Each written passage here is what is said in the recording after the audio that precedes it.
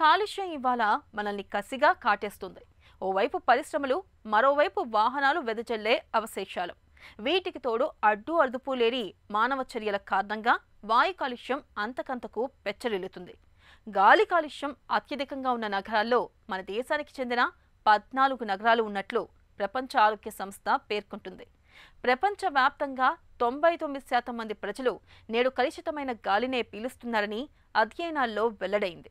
కలుషిత గాలి మూలంగా శ్వాసకోశ వ్యాధుల బారిన పడి ఏడాదికి సగటున 66 లక్షల మందికి పైగా మృత్యువాత పడుతున్నారని పరిశోధకులు చెబుతున్నారు. ఈ నేపథ్యంలో కలుషిత గాలి మూలంగా తలెత్తే శ్వాసకోశ సమస్యలు ఎలా ఉంటాయో, వాటిని అధిగమించేందుకు ఏం చేయాలో డాక్టర్ని అడిగి ఇప్పుడు తెలుసుకుందాం.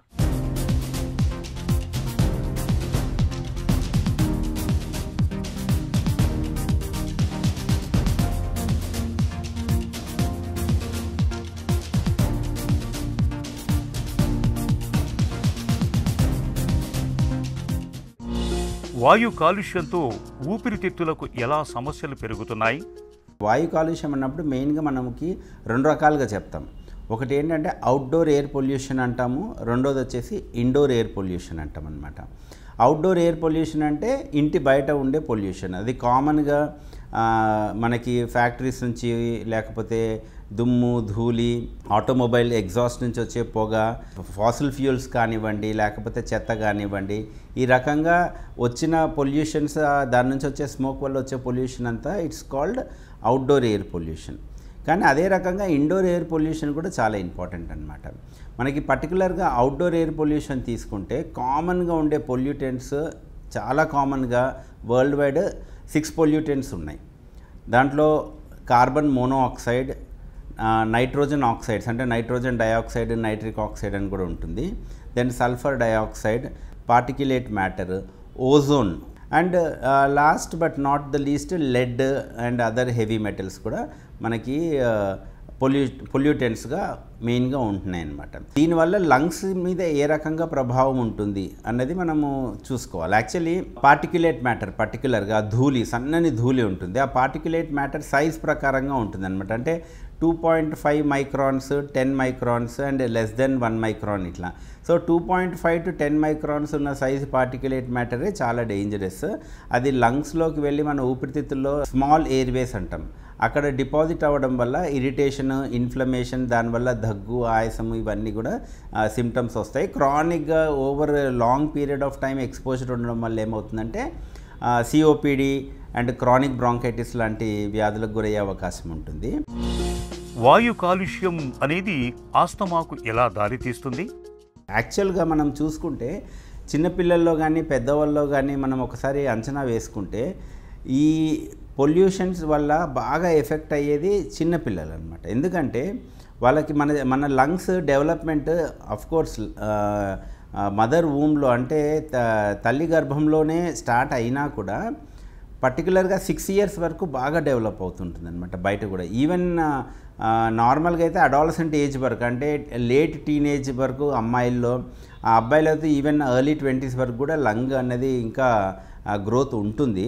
బట్ 80% ఆఫ్ ద ఆల్వియోలై, అంటే ఆల్వియోలై అంటే there the basic gas exchanging units, ఆ లంగ్ ఫంక్షన్ ఉన్నది ఆల్వియోలై అనమాట.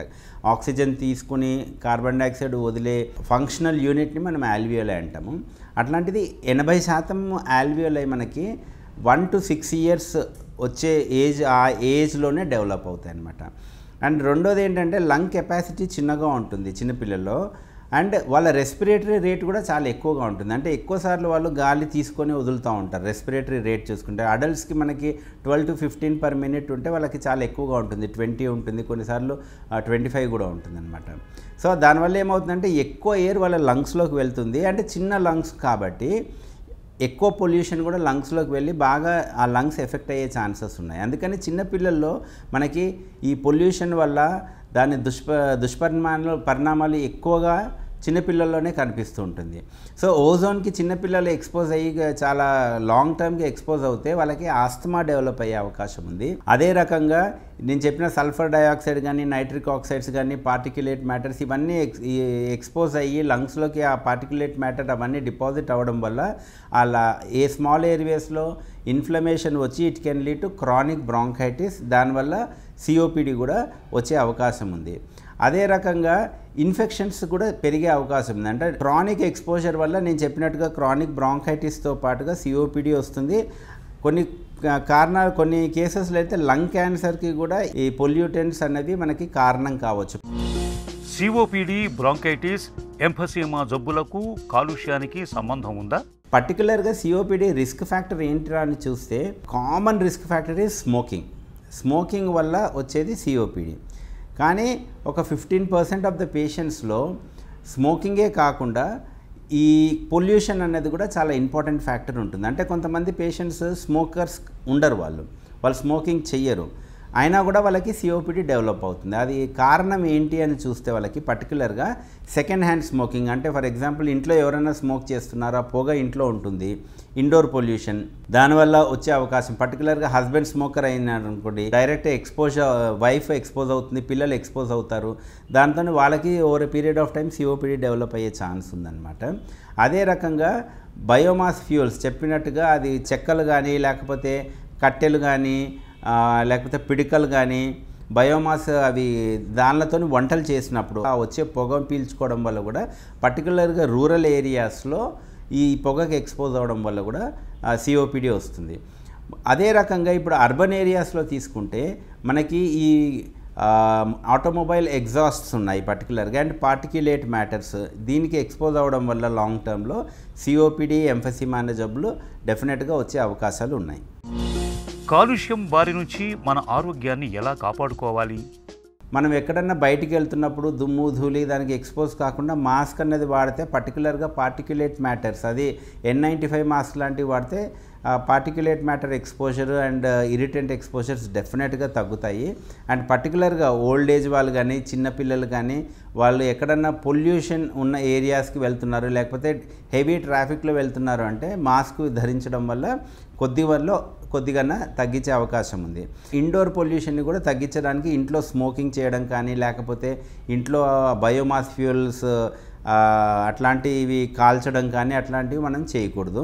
ఈ ఎయిర్ ఫిల్టర్స్ లాంటివి పర్టికులర్గా ఇంట్లో ఉన్నప్పుడు ఉపయోగించుకోవచ్చు. పర్టికులర్గా హెపా ఫిల్టర్స్ ఉన్న ఎయిర్ ప్యూరిఫైయర్స్ ఉంటాయి, అట్లాంటివి యూస్ చేస్తే కెమికల్ పొల్యూషన్ని తగ్గించలేకపోయినా అట్లీస్ట్ పార్టిక్యులేట్ మ్యాటర్స్ని అయితే డెఫినెట్గా తగ్గించగలుగుతుంది. కలుషిత గాలి మూలంగా ఊపిరితిత్తుల సామర్థ్యం క్రమంగా సన్నగిలుతూ వస్తుంది. ఈ పరిణామం చివరికి ఆస్తమా, సిఓపిడి, క్రానిక్ బ్రాంకైటిస్, ఎంఫసీమా వంటి జబ్బుల్ని తెచ్చిపెడుతుంది. ఈ నేపథ్యంలో వాతావరణం కలుషితం కాకుండా చూసుకోవడం మనందరి బాధ్యత.